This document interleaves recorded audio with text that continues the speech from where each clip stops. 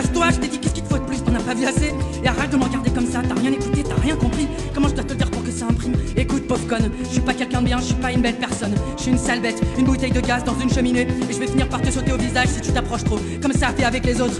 Mais tu sais pas de quoi tu parles, j'ai essayé, ça sert à rien, on change pas, on change jamais. Et quand bien même de toute façon ici y a pas de deuxième chance, on n'efface pas les ardoises. Me dis pas que t'es pas au courant, t'as pas vu? C'est imprimé partout, dans les journaux, sur les écrans, dans le regard des gens. C'est même écrit en grand sur les immeubles, la nuit, quand les gens bien comme toi sont endormis.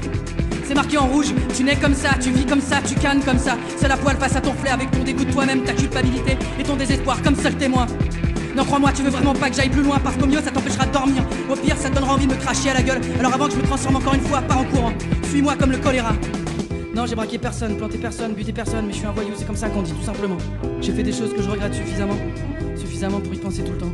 Je pourrais te donner 1 million de bonnes raisons pour qu'on m'attrape, qu'on casse les genoux et qu'on cloue au pilori. Et si un jour on vient me chercher, je résisterai pas, je sortirai les mains sur la tête sans faire d'ennui.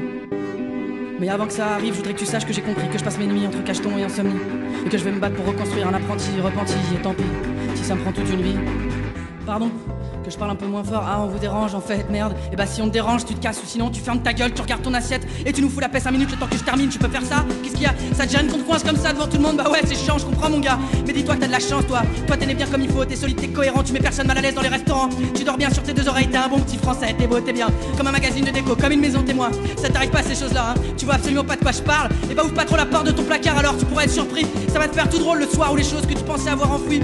Faut savoir qu'en fait, elles étaient là, juste là, planquées sous le tapis. Elles sortent une main puis te plantent une seringue dans le pied avant de disparaître.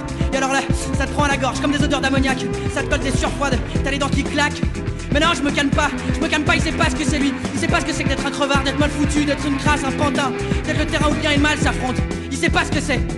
Non, j'ai braqué personne, planté personne, buté personne, mais je suis un voyou, c'est comme ça qu'on dit tout simplement. J'ai fait des choses que je regrette suffisamment pour y penser tout le temps.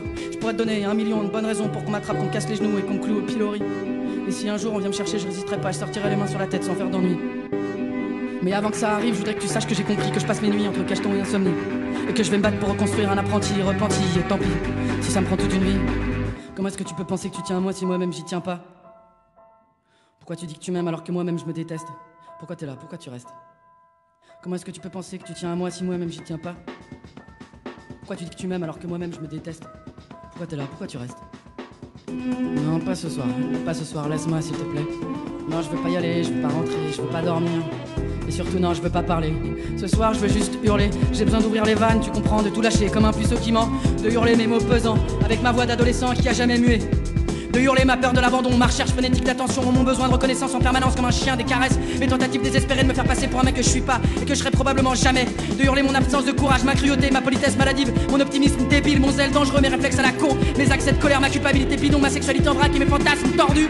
De hurler ma peur panique des autres, ma mesquinerie sournoise, mes regrets, mes erreurs, mes névroses, mes obsessions, mes méta-obsessions, ma phobie de la douleur, de la perte, du suicide, de la dépression. Non, j'ai braqué personne, planté personne, buté personne, mais je suis un voyou, c'est comme ça qu'on dit tout simplement. J'ai fait des choses que je regrette suffisamment pour y penser tout le temps. Je pourrais te donner 1 million de bonnes raisons pour qu'on m'attrape, qu'on me casse les genoux et qu'on me cloue au pilori. Et si un jour on vient me chercher, je résisterai pas, je sortirai les mains sur la tête sans faire d'ennui. Mais avant que ça arrive, je voudrais que tu saches que j'ai compris que je passe mes nuits entre cacheton et insomnie.